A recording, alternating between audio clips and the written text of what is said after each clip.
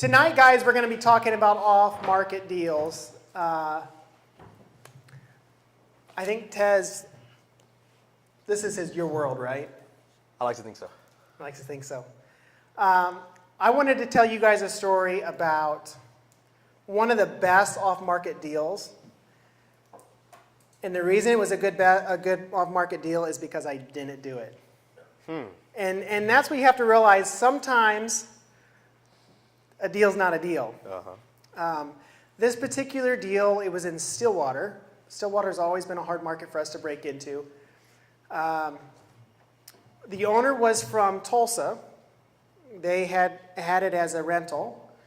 And she told Jaden and I when we got there, she said, and the lady's dressed like, conservatively, long dress, blouse, all that good stuff. So I'm thinking, it's a good sign, right? But she tells us, she says, there's a lot of stuff in the house. And I said, it's all right.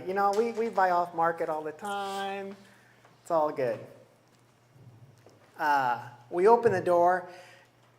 Guys, I didn't take pictures, but I cannot find any pictures online comparable to the amount of stuff in this guy's house.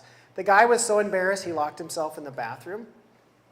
And there was if you imagine a house as a rectangle, there was bedrooms along the side, and those doors were so full you couldn't get into them. And then there was like a 12-inch walkway, and it was like this high in there. And we walked all the way in, and Jaden, my business partner, I wish he was here so I could say this in front of him, but he hates cats. And I walk all the way to the kitchen, and the lady's talking, and like the kitchen sink is even buried. Like you can't even get to the kitchen sink. I mean, it was bad. So we declined that off-market deal. But tonight, one of my first questions for Tez is what is one of your best off-market deals? Best off. Okay. So, hello. Okay, listen. So, just to piggyback on what Marty was just saying, if you did not know, that is a very normal day in off-market real estate. A very normal day. But I would say one of the best deals that I've done off-market probably was a wholesale deal.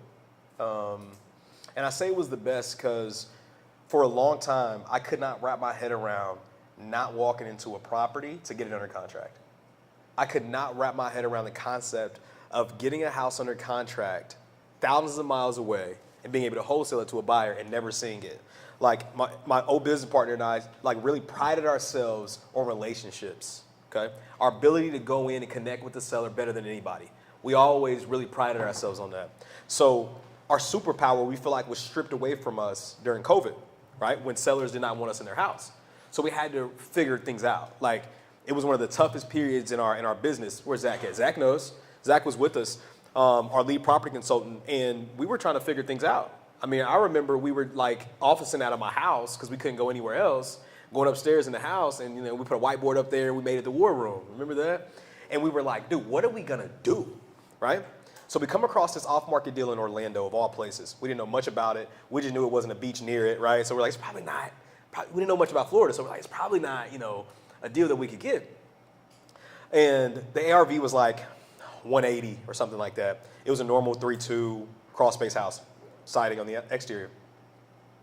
And the seller, the house was dilapidated. It was torn down. I mean, it was messed up. And the seller came back asking like $24K or something like that. And we're talking back and forth with the seller, and we're thinking to ourselves, like, there's got to be something the seller knows that we don't, because why would he ask so low for this house? Like, the ARV is like we were second guessing ourselves. We get it under contract, and we wholesale it for like a $60K pop, and never ever leave it in our house. Our guy Bryson, actually at the time, is the one who got it under contract, negotiated with the buyer, got it under contract, done.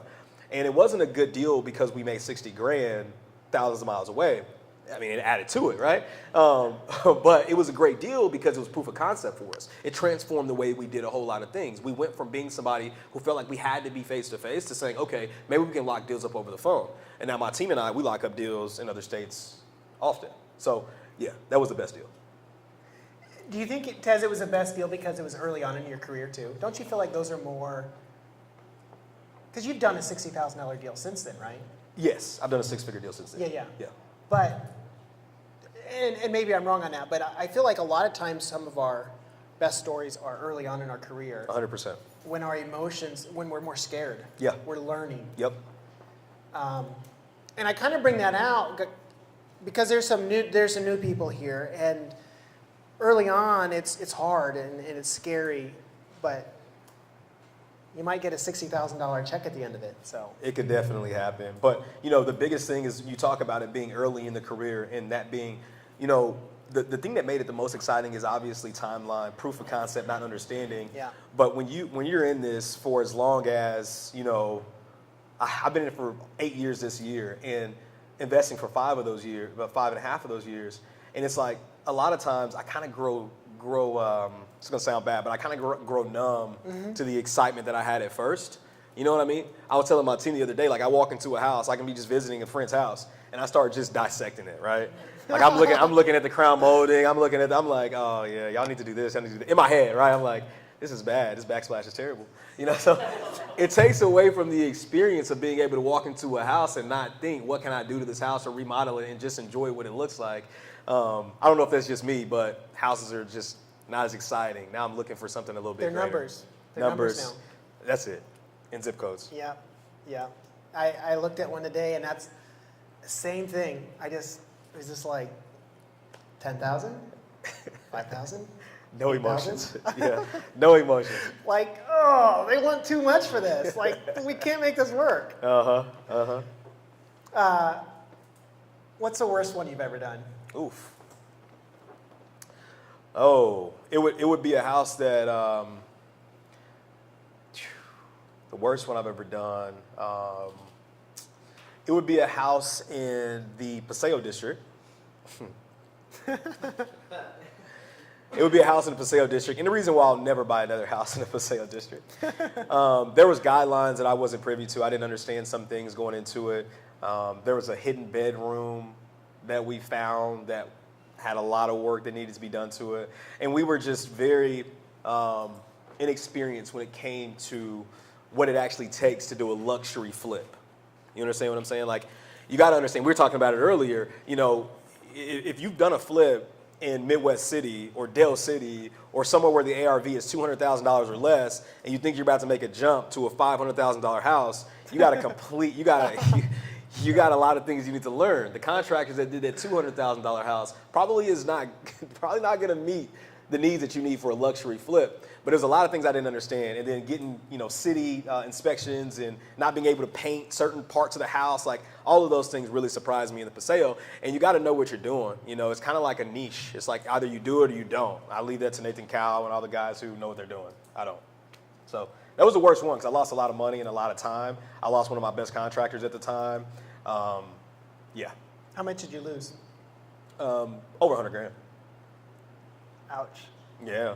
But I mean, you know, a lot of people look at this industry, especially like young people, you know, you come in and you say, well, I don't have to go to college because other people are in real estate. And the truth of the matter is you may not need a degree, but you do need an education.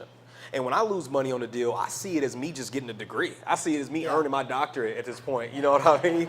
Like, and people say, well, you know, I'm not going to have to pay money for this education or whatever. You're going to pay one way or another. So just get used to it and try not to, you know, avoid college because you think that this is going to be better because you don't have to learn. There's an education you need in this game in order to be successful. I was thinking through these questions earlier, and I was actually pretending I was doing it, and I wrote down a few deals. Okay. But at the end of it, I wrote lack of due diligence. And don't you think that whatever deal you came up with there, whichever one you, A, B, C, or D, don't you think it always comes back to what you didn't know? 100% of the time. Maybe it's a drain line that now you're replacing a Yeah. No. And anytime where I'm feeling overzealous, I make 2 phone calls. Okay. I call Russell Hunt, who's back in the back of the room. Okay. Russell Hunt has probably got more experience than most people I know in Oklahoma City, from commercial to he's just a great guy, right? And then Scott Henderson. Those 2 guys keep me in line whenever I'm like overzealous on a deal, because a lot of times we always see like gross profits. and we think like, if everything goes right, I'm gonna make this. And Russell's like, yeah, but if everything goes wrong, you're gonna make this, And he helps me like really keep my head on straight. Like, for years I've known this guy, and So I really strive to put myself in conversations with people I know who are laps ahead of me, so that way they can give me the unknowns. And if he tells me this is worst case, and it happens, at least I know going into it. That Paseo flip, I didn't know. I didn't consult anybody besides my comps, my contractor at the time, right?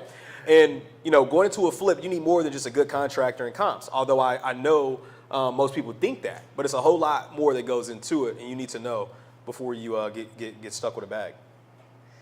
Is there anything, I know, for me, I love to fly by the seat of my pants. Same. And make things happen. I was going to say, Yep. I think you're the same. Yep. What advice would you have, because you and I tend to be that way, Yep. for these folks, if our biggest mistakes, our worst deals come from a lack of due diligence, Yep. how do we help them avoid that? I'll say, if you've never done a flip before, you've never been in real estate, your first thing to do is not a flip. Like, do not take on debt. I'm just being honest with you. You need an opportunity to learn and earn. You know how I was able to do that? Wholesaling. The elephant in the room. But being able to wholesale to guys who got next level knowledge, like Russell Hunt, like Scott Henderson, like these guys, Roshan Kaur, all these guys who are flipping and they're doing it. When you see Alex Moses, you see these guys who are doing it, Brett even, you see guys that are doing it, then you just say, hey, look, Brett, I'm selling this deal. All I ask in return is that I can follow along with you. Let me know exactly what you're doing with this deal. Now, Brett may not have the time, but maybe his contractors are there from 2 to 4 or something like that. It's like, is it okay if I swing by? You may have to sign a waiver. I know I would make you sign a waiver. But partner with these guys and learn what they're doing. What's your exit? What does it look like? If I partner with the lender, what's my worst case scenario? Like, educate yourself and do not go out and learn by way of flipping a house. Trust me. Trust me. It's not what you do. Well, you can. It's just you can. You just learn from experience. Yeah. And experience has a tendency to be hard. 100%. But when I talk about a 6-figure loss, you got to remember, most people can't stomach that. Most people don't have a wholesale operation pumping out 20, 30 deals a month to where you can afford a $100K loss. Most people would be out of a house, a car, maybe a wife. Like there's a lot that you're putting on the line if you do not have that secondary income. We buy houses from investors all the time who got one rental property, and HVAC goes out, and they can afford to do anything, right? Like, that's just not a spot to be in. So if you don't have active income that can support a loss, I don't recommend it. Like, regardless, anybody that I coach, I tell them straight up, do not go flip a house if you have not wholesaled a house, or at least been next to somebody who knows what they're doing. I'm not going to coach you through and through on a flip. You can still make a mistake. That's just me being honest. Yeah. And some of it's your scope, I think, because like Luis back here, he's a contractor. It's what he does all day long. So 100%. He's going to need other help besides exactly. Contracting. Comps, education, finding your niche market, all that good stuff. Because I know contractors who also, they're like, well, I can do the labor. Yeah, now you're 4 months into a job, you missed a window, a comp just sold next to you that crushes your comp. Like, you need to know these things. You need to know average days on market. You need to know this stuff. It takes more than just one great skill in order to flip a property. And I know a lot of us like HGTV, but trust me, it's a lot more that goes into it than what you see on TV, and a lot more than what you see in our before and afters when we post to Facebook. You know what I'm saying? Truthfully. Yeah. All right. Tez, how do we find off-market deals? I know Great question. we don't have to hear all your secrets, but how do you get started? Well, I'll tell you, if you want to find off-market deals, it's going to be made up of 2 things. And I say this all the time. If you follow me on social media, I always say it. It's going to be either time or money. Which are you willing to commit? Because if you're somebody and you work a 9 to 5 and you don't have time to put in the work when it comes to cold calling sellers or, sending text blasts out or doing these pay per lead campaigns, and I'm going to go through all of them that I do, I'll just give it to you. I don't mind. But if you don't have the time to do those things, to follow up with the leads, etc., well, you got to pay somebody for it.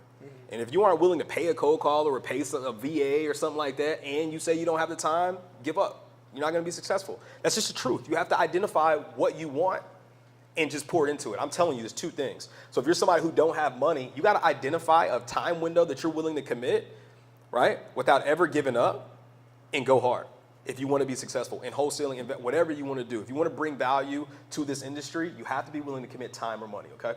So when it comes to marketing and how I'm finding deals, this month has actually been our best month ever.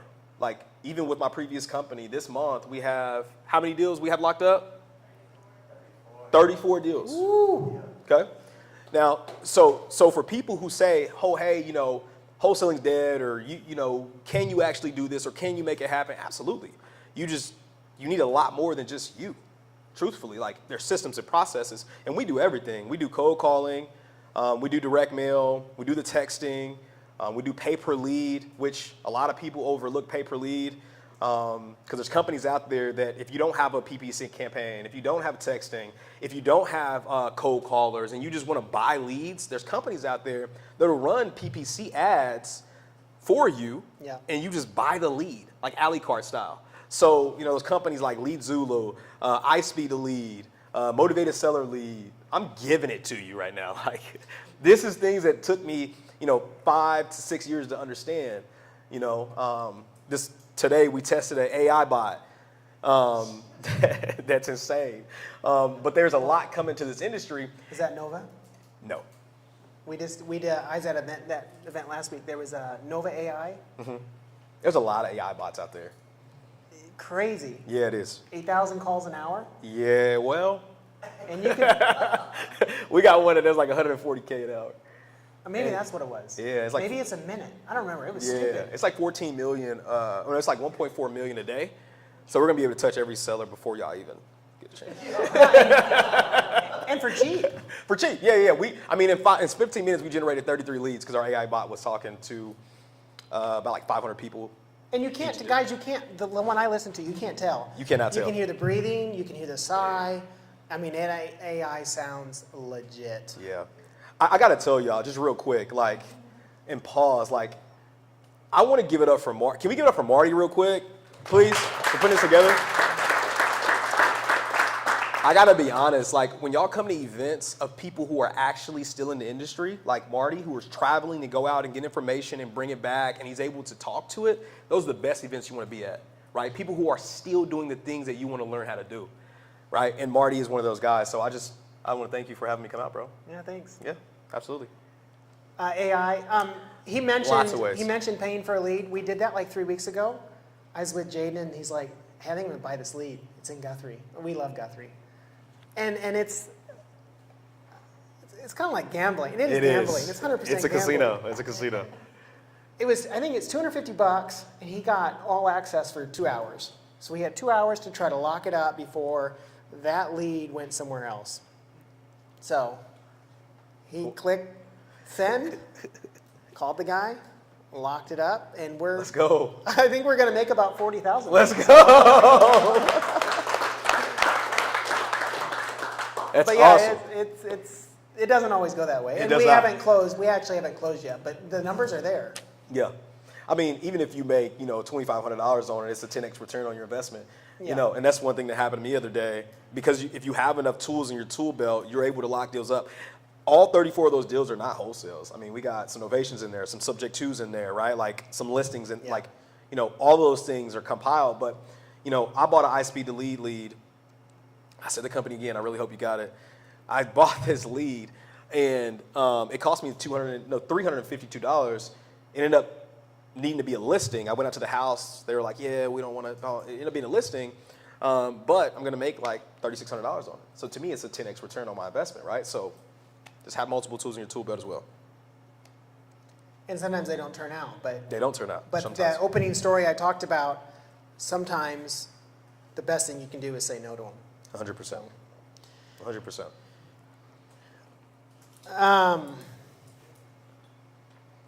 What advice, we kind of maybe touched this a little bit, but what advice would you give to somebody just starting out? Yeah, it would go back to learning. Okay, there's actually two answers to that. Most times I tell a person lowest barrier of entry is wholesaling, get the education, etc. The second piece to that is if you do have time, but you're like, man, kind of scared of wholesaling, I don't have the best sales skills, or have what it takes, you don't know, look for a guy like Brett, me, guys at Marty, guys that you can provide value to in whatever way possible, right? Kind of like an apprentice, you know what I mean? Like approaching them, hey, how can I bring value to your company? Because then you get the opportunity to do exactly what I said earlier, learn and earn. You get to make money and learn from people. Everybody in my company, every person, I say, I do not want you to have to be in this position forever. I mean, the value of coming to work for me is you learn how to flip, you learn subject to, you learn all these things, you learn how to negotiate deals, you learn the keywords that I say, the platforms that I use, the softwares that I'm not dumb to that, and a lot of times people take the term, take for granted. They take that term the wrong way, right? Or an opportunist. I've always been an opportunist. If I see an opportunity, I'm going to take it. And so many people frown upon it. But I want to welcome people who one, they do want to provide value, not just take it. So there's a blurry line there. But the other side of it is if you are able to come provide value to a company like Marty's or whatever, even if you're calling or whatever, you get to grow in that skill set, right? And you don't have to backpack all of the stress of flipping a property. I think you told me you had like 9 on the ground the other day. Yeah, we got That's a lot. maybe 10. Yeah, 10 on the ground. I've had to manage that stress before. You don't have to manage that. You can just walk it with them, Yeah. right? And just understand how he talks and what he likes, etc. So those are two things you can do. You can go provide value to a great leader already, or you can just get out there and try to wholesale. And I would also say just come to stuff like this. Rubbing shoulders with people that are doing it can really encourage you. Something about going to events and seeing people actually doing it and hearing their stories, it's way more inspiring than reading about it in social or whatever. 100%, Marty. 100%. 100%. I want to talk about consistency. Let's go. This buying off-market deals oftentimes comes down to consistency. 100% of the time. So, Yeah. what does consistency look like for Tez? Great question, man. So earlier, when you were asking, hey, what marketing strategy you use, and I'm open to just give them all out, is because I understand that most people are going to try one time or try 2 times or try 3 and say this seller is not motivated, or you have to understand something. We're talking about motivated sellers, okay? So think about that real quick. People's motivation can change. My fiance's at home right now. We have a nice home, car, everything like that.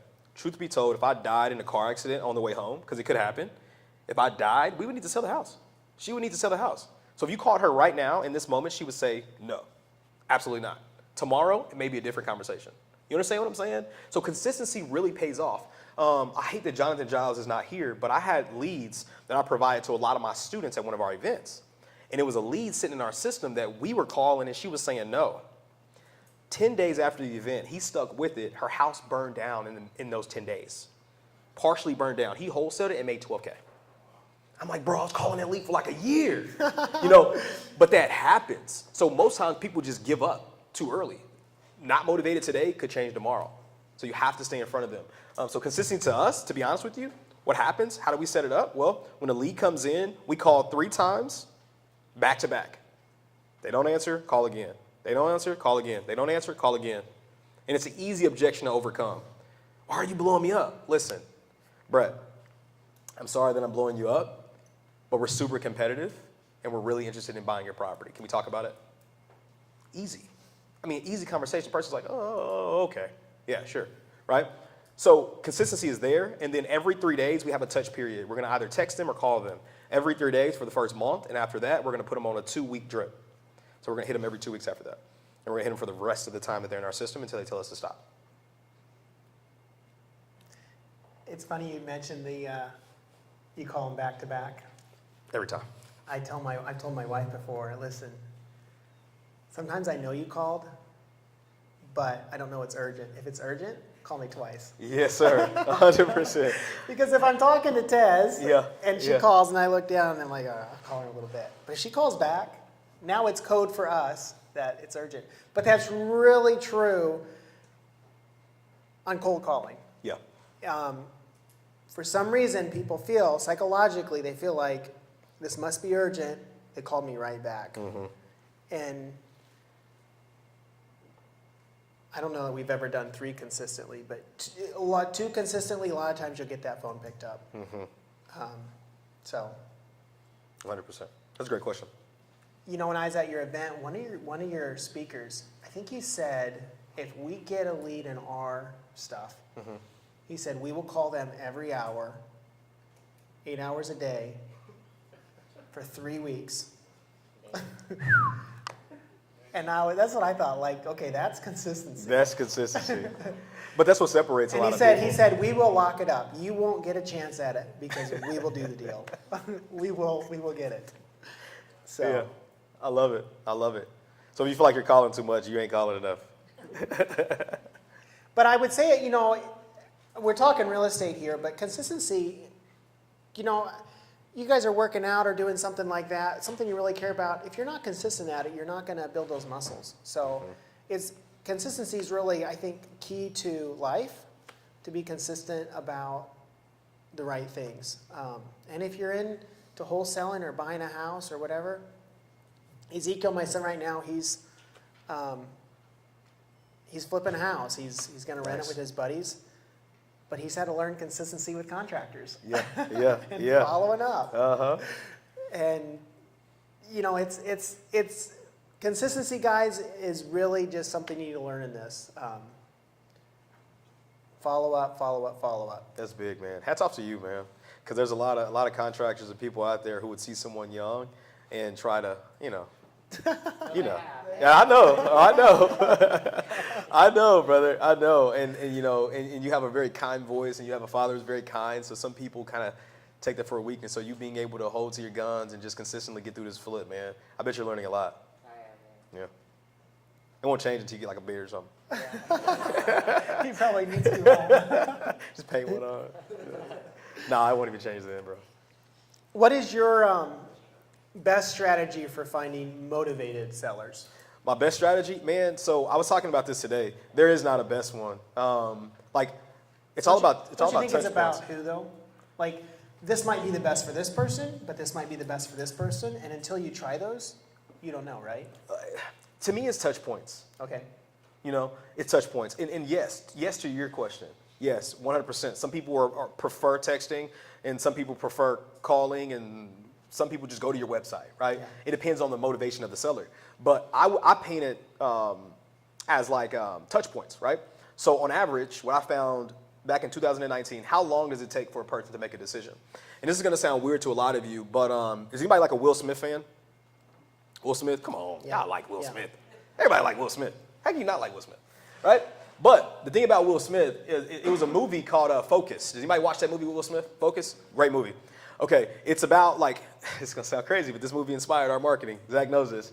So a lot of what Will Smith did in that movie is he programmed and pre-framed the people to make a decision. You remember that? And when I was watching, I was like, this is crazy. This is how a business should be ran. I'm probably the only weird guy who thought that, right? But me and my business partner was like, yeah, we should make it like Focus. So I say this because on average, it takes people 4 to 5 times to see you before they make a decision, okay? Truthfully, a lot of people will send out one mailer and think that's gonna do it, and they get discouraged when it doesn't. Or they make one cold call, or they send one text message. But if you can hit a person 4 to 5 times, think about that, 4 to 5 different ways they can see your brand. By the 4th or 5th time, they think you're a massive company. I cannot tell you how many times we would walk into people's house and they would say, you guys are everywhere, you guys are like, and it was just me and my partner. Like we had no back end, we had nobody helping us, but we knew if we can get in front of the seller more than anybody, then it would work. So we ran Facebook ads with our brand, and we massively littered the area with local guy buys houses signs. If anybody remembers 2018, 19, like we were on every corner.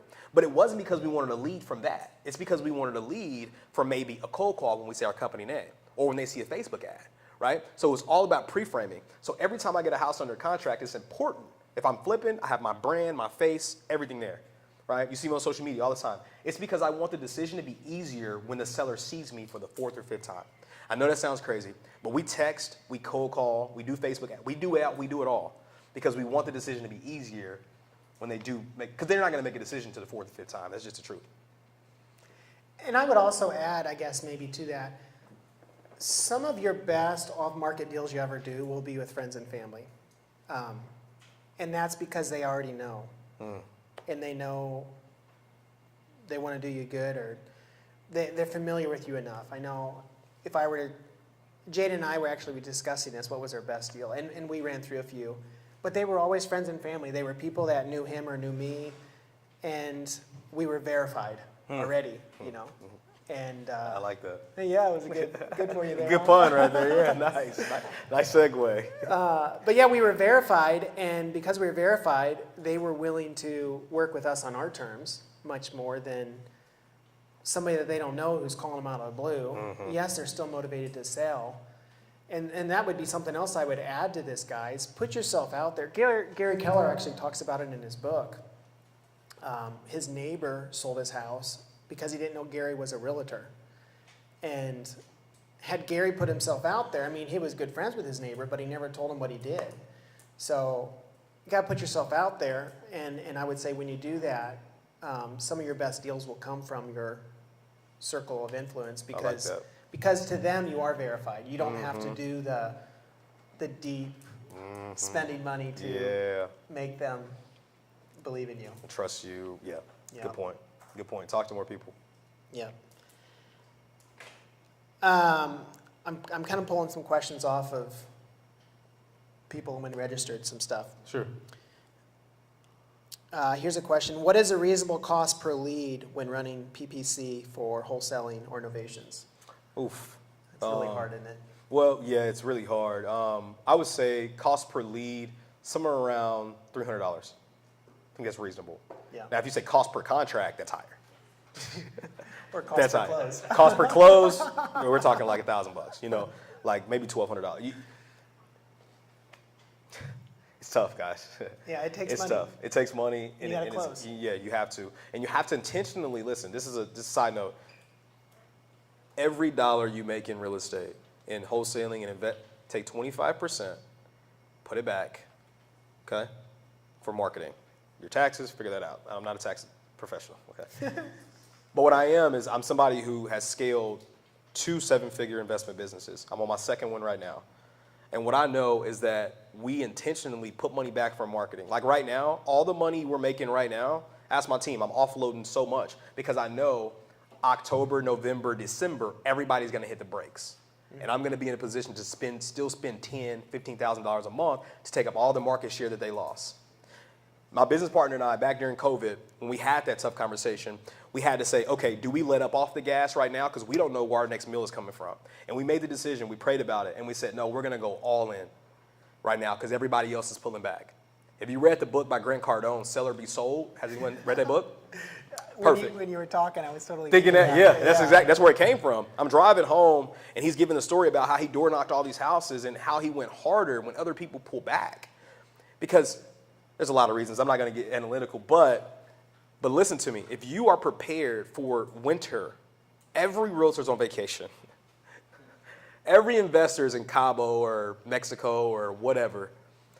If you can go hard this summer, this is what's going to provide for your family next year. You understand what I'm saying? This money that we're making now is going to be seeds for you to make when January, February, and March comes around, when all those New Year's revolutionaries who said that they're going to sell their house when the New Year come, like that's a true objection. People truly feel that way. But if you can market to them continuously throughout that time, you're going to be the only person they think about. I know that was a long answer. No, that's good. But I'm passionate about it because it transformed my life. So you have to be able to come to events like this so you can like hurdle over like the common mindset of let me pull back whenever business is slow. Like we're still going to be getting deals because we're preparing now. Right? So just understand that. Got to fill the pipeline. Yep. What do you think is the future for BRRRRs, leads, and the KPIs around them? What's your crystal ball prediction? If I had one. I know you have one. You have some thoughts. For burrs? Yeah, let's hear burrs. It's going to be very interesting to do burrs if you intend to pull cash out of the deal. If you don't do cash out refis, you could potentially still get those deals across the finish line, but it comes back to identifying a motivated seller. I mean, we're not having issues finding sellers where a burr would work. We just wouldn't be able to pull the same amount of cash as we could 3 years ago. Yeah, yeah. You know, but again, when you have a wholesale operation that's providing that cash or a 9 to 5, it's not a stressor to need to pull 15, 10, 5K out of a deal.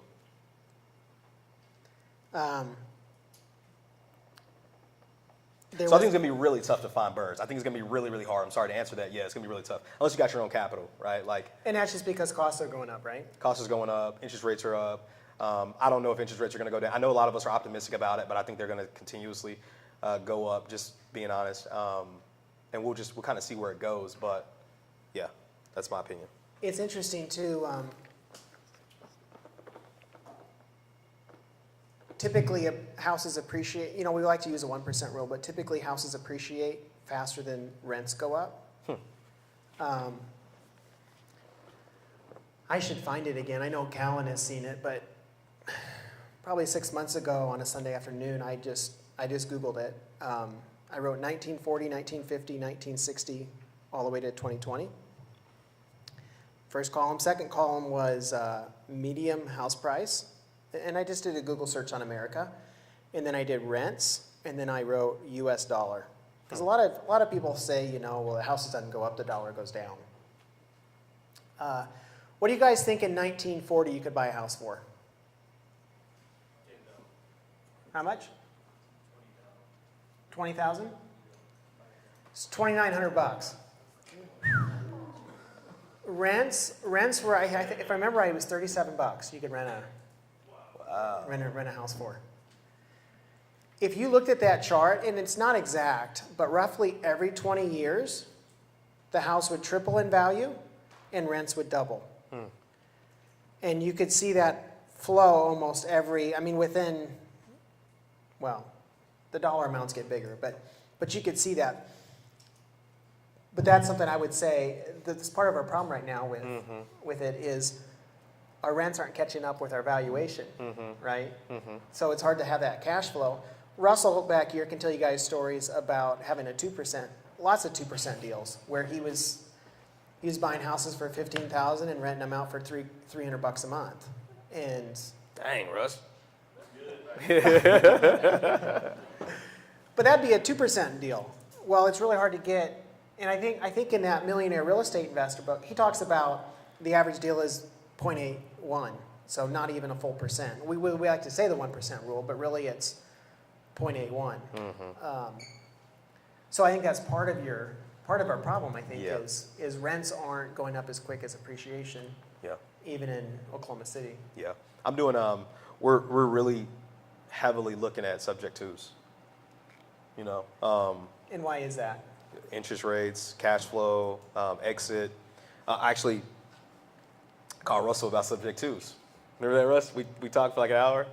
He was like, "Don't do it," And I get that, and I like talking to Russell because he's able to give me the 20, like the long-term experience, not just the last couple months because it's trending on TikTok. You know what I mean? Like you have to be able to be creative in order to make it happen if you know what you're doing.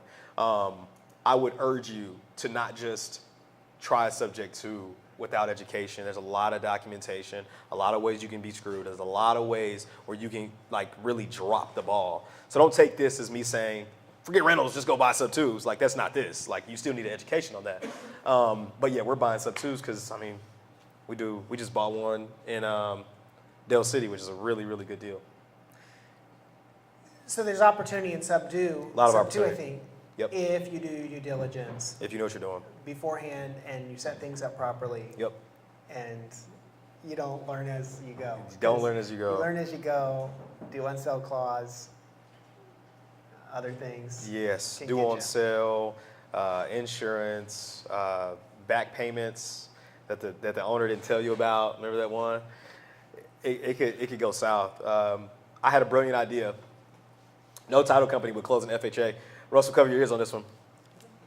No title company would close an FHA subject to, except I think it was like True Title or something like that.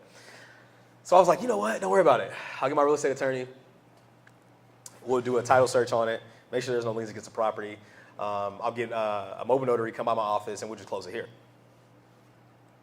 Got the title commitment. Everything was good. Give the seller what, like 20 grand? I gave the seller 20 grand at the table because I knew that I was going to seller finance it out for 20 grand. And there were, she still owed. Title would have caught it. Title would have caught this. It was an escrow. She owed like X amount of dollars in escrow. Yeah, like 17K. And 2 months go by. I'm in Hawaii with my fiance. The worst place you want to hear about this. And I'm like, we're like 4 hours behind. So like they call me and it's super early. And they're like, hey, like pretty much like they're going to foreclose if you don't pay this money. And I was like, no, they're not. I'm not paying it. Like somebody else is going to pay this. Remember, I got mad, like so hot. And we worked it all out. I think they did like a loan modification or whatever, but I also had insurance in my name. I had all these documents in place and limited power of attorney to make decisions and call the bank and reason with them because you need all these things. Authorization to release information, like all these documents you need in place so you can talk to the bank. Because the seller, oddly enough, okay, crazy story, husband and wife split up. She gets married to another dude, okay? Like 2 months into her marriage, I kid you not, the dude died in a car accident. The new guy. So she was distraught. And she was living way in Cushing, Oklahoma. This house was in southwest Oklahoma City. Okay? That was literally the situation. And she was the worst to get a hold of. I mean, it was the worst. But I had her social security number. I had all the legal documents. I was protected. And I was able to have a deep conversation with the bank and get it all modified. And we're good now. But a situation like that, I had the $17K for that family, the family that I put in there not to lose their place. Some people do not. And that's where you'll be stuck with the bag. Education. You have to know what's going on in these deals, man. And again, due diligence. Yeah, I hired an attorney, and this attorney does all my probates and everything, and it wasn't her fault. Like truthfully, it just wasn't a part of the process. And you didn't, but you were out 20,000. I was out 20K. Before it set him down. Exactly. Because something came up you didn't know about. Yep. And that is a disadvantage. I would say that is a disadvantage to off-market deals. We love off-market deals, guys, because the biggest margins are there. But your biggest margins also for mistakes are there.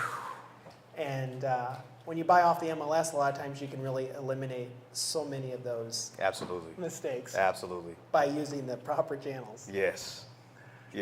But we sure like those. Oh, man. I'm addicted to them. Still buying them. I asked you this on the podcast. I don't remember what you said, but I'm going to ask you again here. And then I want to open it up for you all to ask Tez questions. But Tez, what would be your number one book that you'd recommend? Oh, that's a good one.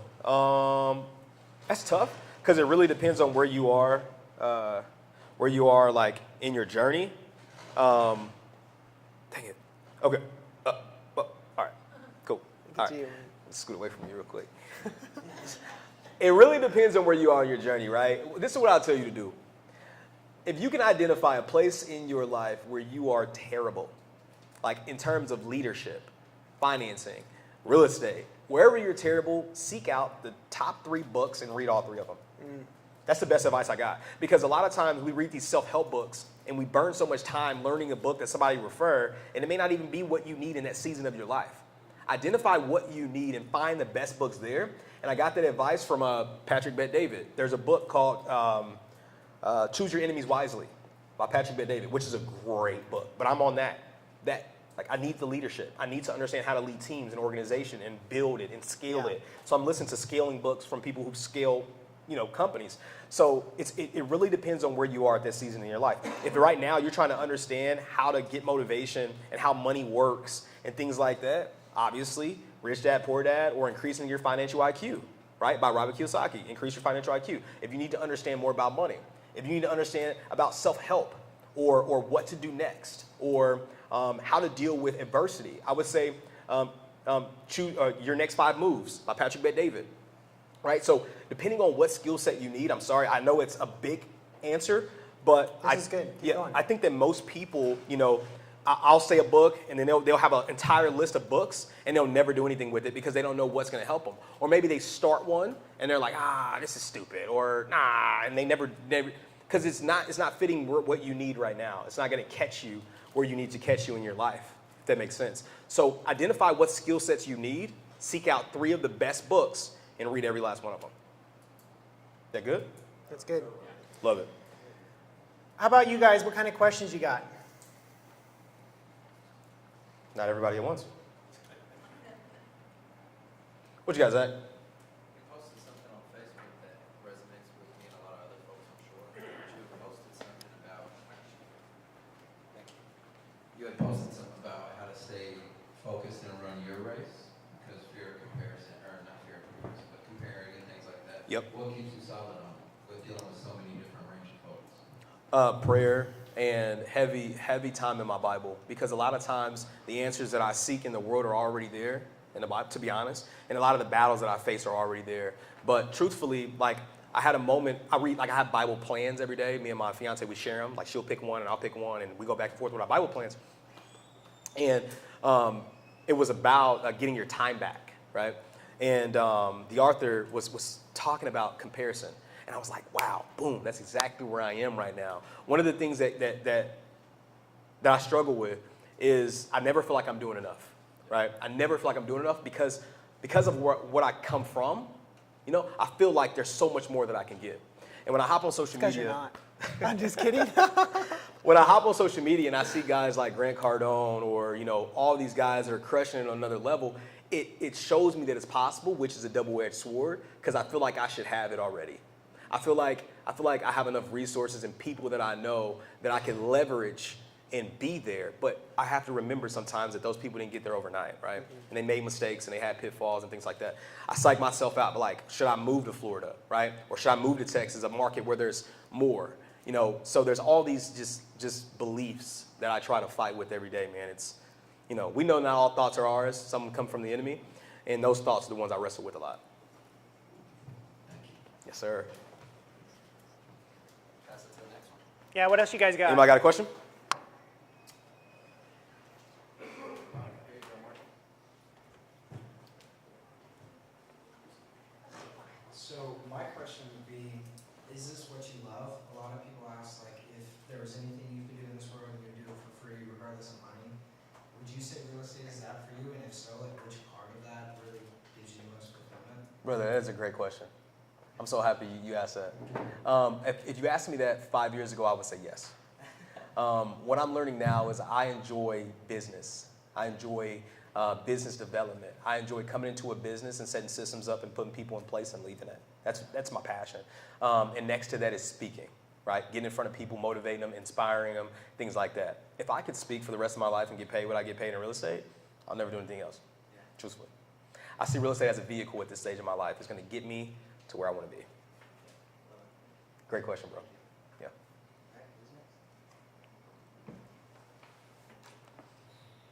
It does. Yo. I'll see if I can phrase this the right way. How do you know, from your perspective, you're in your point of life, how do you know when is it time to go full time into like a real estate investing? Great question, bro. Great question. I'll tell you this. Make money, and when you have about 6 to 9 months of reserves and you feel like God is leading you to jump in, go hard. Do it.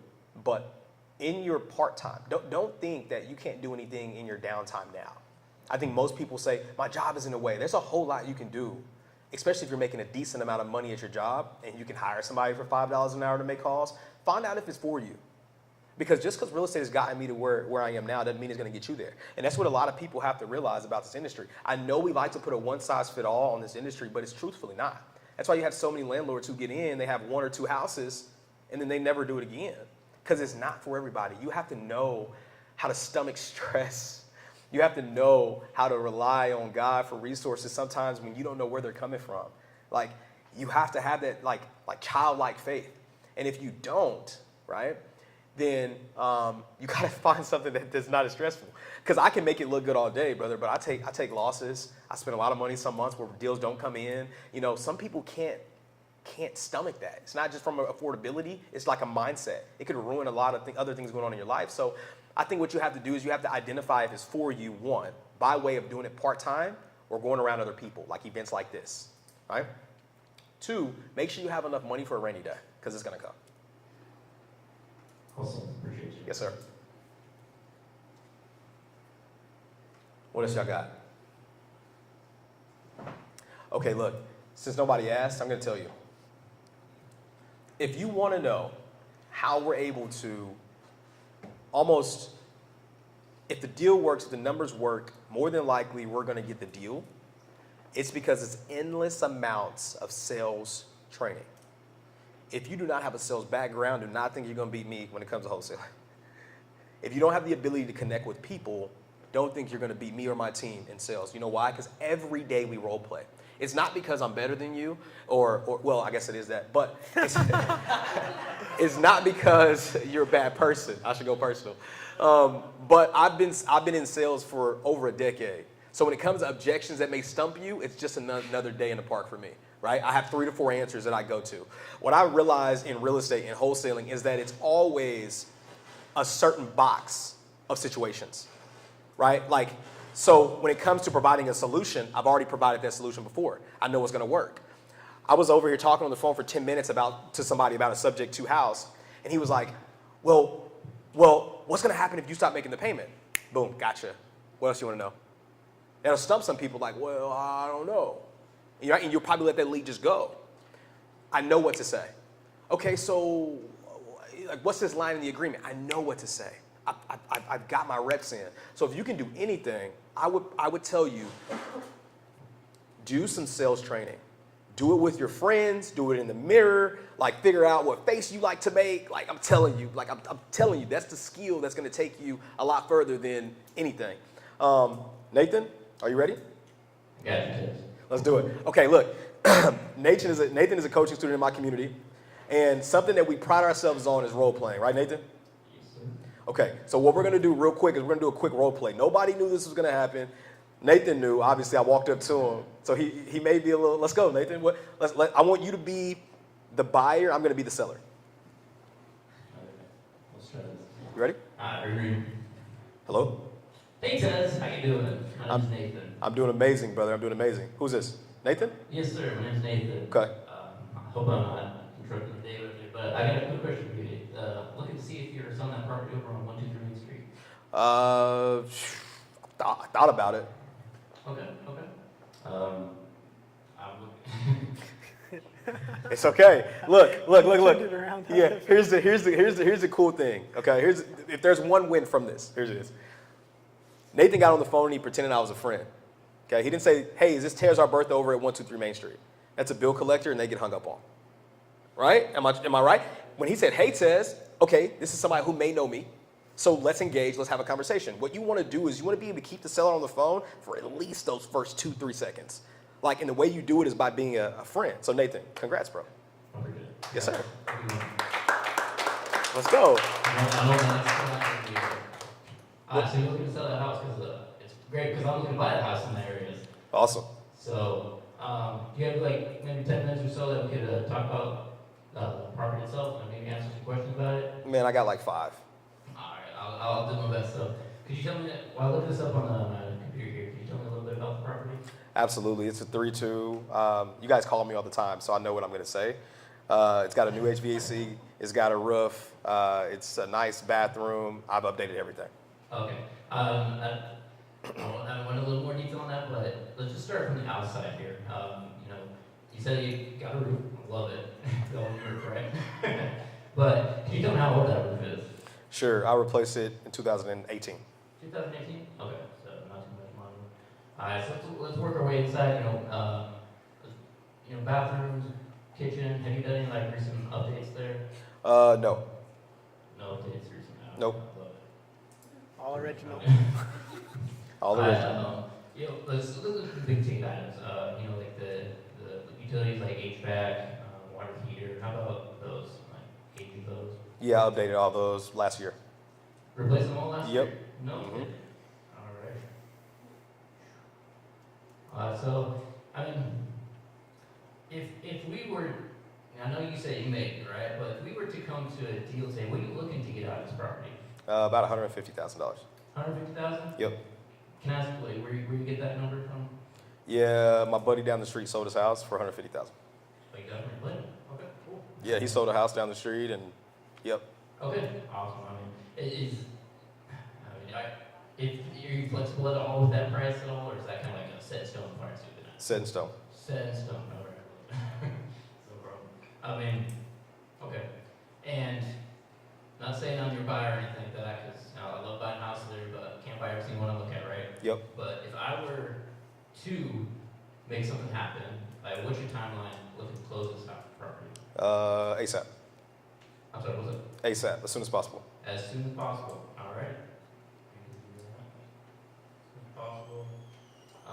Can you? Well, I mean, I don't want to ask about this house and all that stuff, but like, what about you? What about you? Have you grew up here in Oklahoma City and stuff like that? Yeah. From here? Uh-huh. Okay, it's crazy because I just moved here last year and stuff, so I'm Awesome. getting used to it. Loving the people here. Awesome. Sir. Well, you got a family and stuff like that? It's cool. We can end it. Good job, bro. Good job. Give it for Nathan. I don't want to steal all of Marty's time. Anybody else ever have any questions? Like, okay, Brett. Which source for data do you use to get your leads for cold calling or direct mail? Man, good question. So, I mean, I use them all from prop to batch. You know, if you're somebody just starting out, you don't have money, I would go PropWire by Jerry Norton because it's free. So skipping is not free, but pulling the data is free. You don't have a monthly subscription. But I'll give y'all a nugget. Like if you want to go to PropWire and skip and pull those leads, and then go to platforms like Lead Sherpa. Write that one down. It's a skip tracing software that's more affordable than a lot of them out there. Save as much money as you can. But I got subscriptions for them all: Batch, PropWire. They have similar data. The power is really in skip tracing. You know, because all those platforms have the same data. I mean, I'll get a better list from PropWire sometimes. PropStream sometimes than I did in Batch, and vice versa. So neither is really great. They're very similar. I mean, if I was starting all over and PropWire existed, I would just go PropWire. Save money. Good question. What did you do when you started? What did that look like? So I was year one. Give me. Year one. I was a six-figure employee. Yeah. So I had access to more capital than a lot of people, and I tried everything. I tried. You jumped around all the time, I bet. Yeah. You know, back then you could actually get good deals from bandit signs. Yeah. So we put bandit signs out, and then we had a website and we ran Facebook ads. Okay. So we started out. Our first lead came from a bandit sign. Our first deal came from a bandit sign. Do you do bandit signs all now? No, not at all. No, waste of time. No.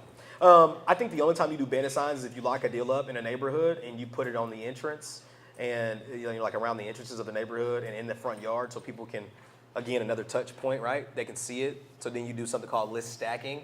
When you stack that neighborhood, you pull all the data from that neighborhood and you say, hey, we're buying houses in the area. Or, Tez buys houses. And it's likely that they've driven by one of your signs and it's another touch point for them, So that's a nugget. If I do bandits, it'll be in or around the neighborhood, but we don't really much.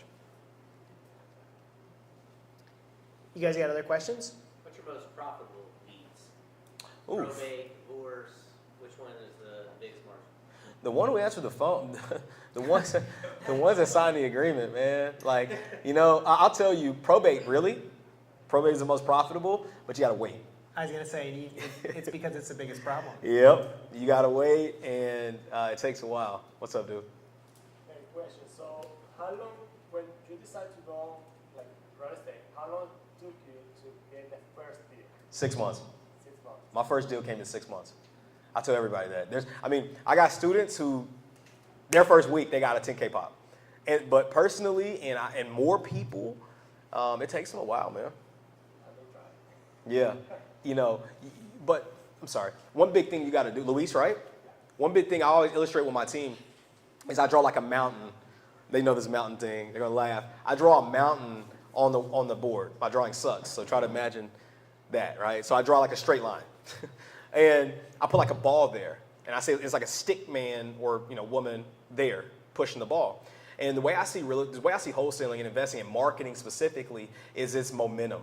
Okay, so imagine pushing this ball up. Most people get to like the third or fourth like step and they stop and that ball rolls all the way down. It's all about momentum. You have to stay consistent. So when a person says, "Hey, Tez, I'm thinking about hiring my first cold caller," I recommend you judge your business based on quarterly results.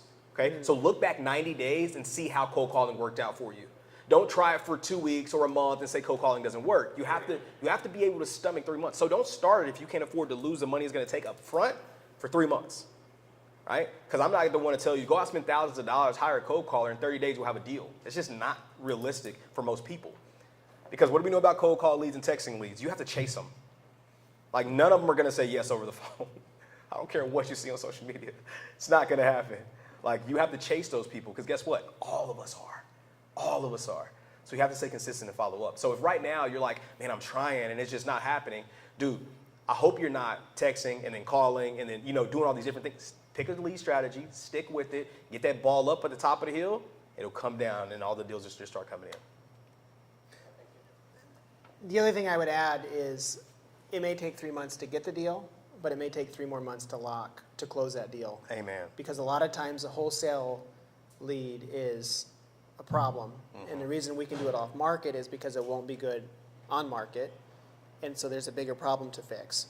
Bigger problems mean bigger revenue for us, but it also, a lot of times, and we talk about closing quickly, but a lot of times it is probate and it is 3 months or 6 months.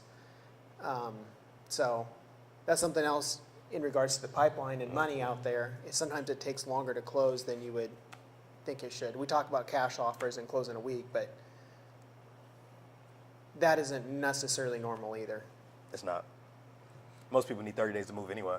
Yeah. Was that a motivated seller, or did you convince them to sell? Like, was there something that went behind that?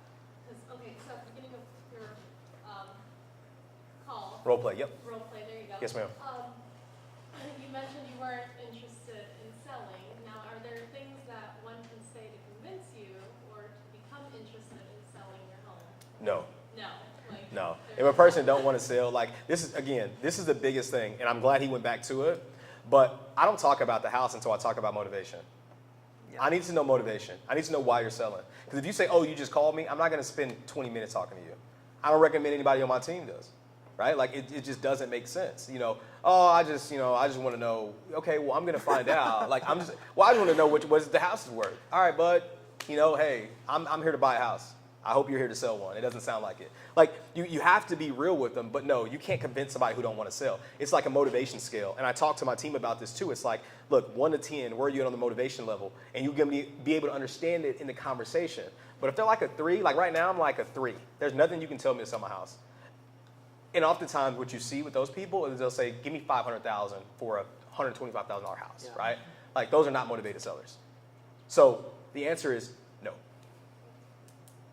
Hey, really quick add-on to that. So the progression of your call, which pretty much starts with, the introduction, whatever, and then you start with motivation and you go into like the other 4 pillars there essentially. Yeah, so essentially I'm asking, much like RJ said on stage, he did a great job.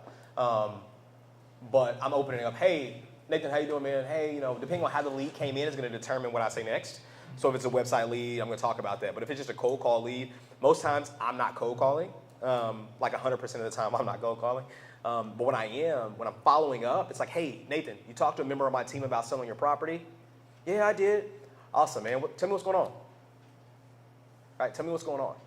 Why do you want to sell the property? If they don't tell me what's going on, right? Most times people don't. Man, I just really need cash. Man, dude, don't we all? Do you mind explaining what you need cash for? Is there something going on? Your son needing out of prison. I'll make a quick joke. Sometimes the joke backfire and they be like, yeah. You know what I mean? Actually, yeah. My son does need out of jail. And I'm just like, oh, okay. I knew it, you know what I'm saying? I got a crystal ball, you know.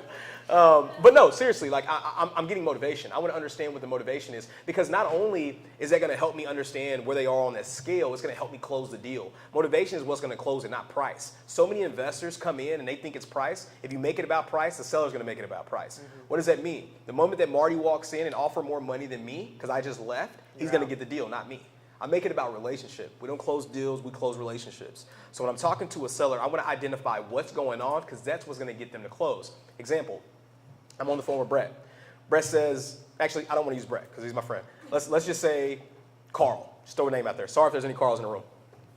Carl goes through a divorce, okay? Carl's going through this divorce, and I understand that's the motivation for him to sell, okay? He's like, yeah, you know, I hate the house. I really don't want to live here anymore. I hate the neighbors. I hate this. I hate that. I hate that. I tell my team our job is to simply let people burn their house down, and we just give them the fuel, right? Like, what do you mean? Tell me more about that. What's going on, right? Pour more gas on it, okay? Because what you want to do is you want to have a conversation to where they cannot imagine sleeping in that house a month longer, a year longer, a day longer. I'm serious, because that's what's going to get them to convert. So at the end of the conversation, when they say, oh, I need to think about it, I'm going to say, Carl, brother, we just talked for the last 20 minutes and you let me know that you had this, and this going on. What I'm offering you is a solution out of that issue. Could you help me today? Okay? Could you help me help you get across the finish line? I'm not saying, hey, you said you wanted 150, I'm offering you 150, what is it to think about? No, man, like I'm talking about the issues they're facing and why they want to sell. If you don't get the motivation and you get trapped in a price trap like most investors, this is not the market for you. You're gonna get beat, because you got people like Open Door. You got these massive companies coming in that can afford to lose money on the deal. So if you make it about money, like they said they want 150, I can't tell you how many times I've had salespeople say, they said they want 150, I offered them 150. And I don't talk to them for a couple of days. Like, Tez, I locked it up at 155. I'm like, bro, it wasn't a deal at 150. You know, it happens. It happened to me the other day. And I was like, bro, please cancel that deal. Because it's not about the price. They want to make it about the price, because guess what? Everybody else is. So I'm saying that because you can't talk money. Please do not talk about money and what you're going to do for them until you talk about what they're going through. Awesome, appreciate that. Yes, sir. Any more questions? Let's do 2 more questions. Let's do it. Yeah, there we go. We got one. So for someone who's brand new with wholesaling, what is your first recommendation or advice on getting started? Or, what did you do? You're doing wholesaling. Why, that, and also, why do you recommend not starting with flippers? Yeah, not being a flipper. You know, I recommend not being a flipper at first unless you have a dad that did it for years, or a partner like Mark, like somebody who can hold your hand through the entire transaction. Like, I can guarantee you when he called a contractor asking for a floor bid, Mark could step in and be like, that's not a good quote. Or call this guy. Or electrician try to get over on them, that's not a good idea. If you don't have those people, you rely solely on the contractor. And I've been burned by a lot of contractors. I now have contractor agreements. I now have timeline expectations. I now have draws. Like, there's all these things that I now know about flipping a house that I didn't before. Like, I had a dude straight up not speak English one day. It happened to me. Like, I remember I told you the story. Like, one day he was speaking perfect English, and then he ran out of money on the deal, and he stopped speaking English, and his son did. He just called me like, my dad don't speak. I was like, yes, he do. I was just talking to him yesterday. Like, no. That happens. Like, it really does. So, but guess what? What can I do? I didn't know what to do. I chose the cheapest guy, like all of us do, right? Yeah, he's only speaking Spanish. And I was like, bro, like, no way. Like, I was just talking, like, come on. But that happened to me, and guess what? I had to pay another contractor to come in and finish the job. So, like, if you don't know those little pitfalls, and people know, ask Marty, as soon as you meet them, a contractor, they know if you're green or not. They know. I would say the other reason is, I mean, you're getting at it, but you're just exposing yourself to so many more vulnerabilities, because there's so many more moving parts to a flip versus flipping paper. Like, when you wholesale a deal, yeah, you're working both ends of the paper, and you're doing a lot of sales, but you're done, and title's doing a lot of the work. Whereas when you're flipping a house, You can walk it, you can have inspections, and then you can tear into it, and there can be a lot of things you didn't know about. There's just no way, and yeah, unless you're like Ezekiel. I feel like him and I've gotten a lot closer through this. I feel like he respects me more after dealing with some contractors. But we've had a lot of late night talks about, and it's coaching. It's you need to say this. You need to text them this reply. See if this works. You know, are you giving up on finishing this job? Yeah, yeah, yeah. And you know, I watched a contractor try to get paid before he was done, and I told Zeke, you can't do it.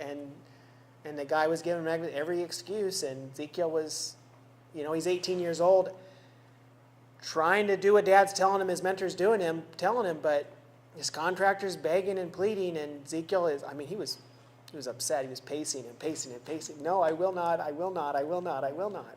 And good on him, but anyone else would have given in and said, sure. And guess what? That contractor wouldn't have came back. So I agree. No, 100%. And Tez and I can say this because we have jumped in, we have gotten burned, and we're telling you there's a better way, and it's to get a mentor. It's to start with the easy. And I would say wholesaling is the easy, and it's the easiest to get fast cash, and it's not a lot of exposure as far as liability. So I would say that's first base, really. Nobody else has a question? So you mentioned having a six-figure job before you got into real estate. Yep. I'm really curious to know where you got all your sales background. I mean, you obviously seem very good at sales. Thank you. I'm currently in a sales role, and I have been for a little over a year, so I'm new to it. But my company is smaller, and so there's a lot of opportunity there. But they're teaching me some things, but it's not really about sales. And so I'm actually having to go out and learn more about sales of my own. So I'm really curious to know kind of how you gained all your sales experience. Absolutely. It's not Andy Elliott, okay? Yeah. Hope did anybody catch that joke? Thank you. Okay, cool. It's not that. Like, it's not, I got a book for you. It's a book called 4-2 Formula by Jeff Shore, okay? I always recommend that book.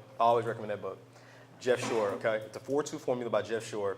And that book starts out about new home sales, okay? So Jeff Shore was somebody who in the 08, 09, like the tragic 08, 09 situation, he was in Southern California, still selling like luxury homes. And he was still doing really well, and it's because of the things that he put in this book. And it's all about mutual purpose, right? Sales is not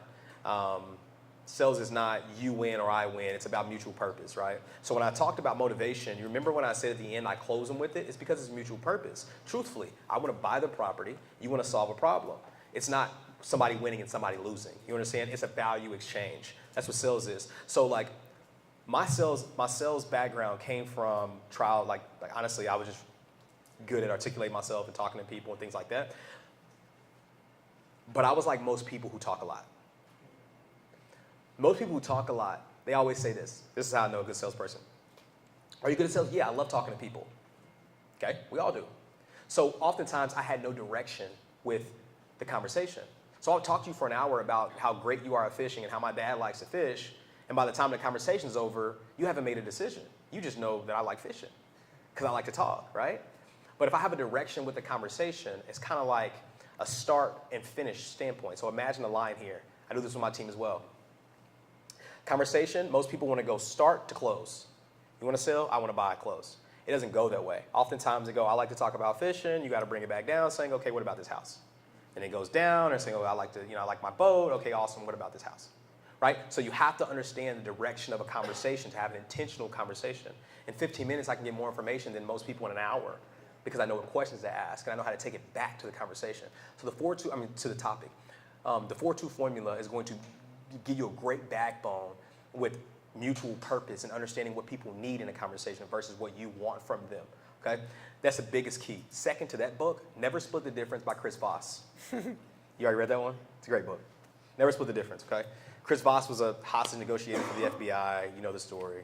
Great book. So sales experience, I would go 4-2 formula and then Jeff Shore, and then Chris Voss. But do not stop role playing, brother. Like that's what's gonna get you great. Role playing, just role play. Every time. In the car, when it's weird, like all the time. Yeah. 100%. Awesome. Yep. Thank you so much. I'm going to add, because I found out this about Tez on my podcast with him. Tez didn't know he was good at sales. Nope. He actually had a job recruiter tell him, That's true. as he was trying to get a different job, that he should go into sales. So That's exactly right. I was working at a warehouse.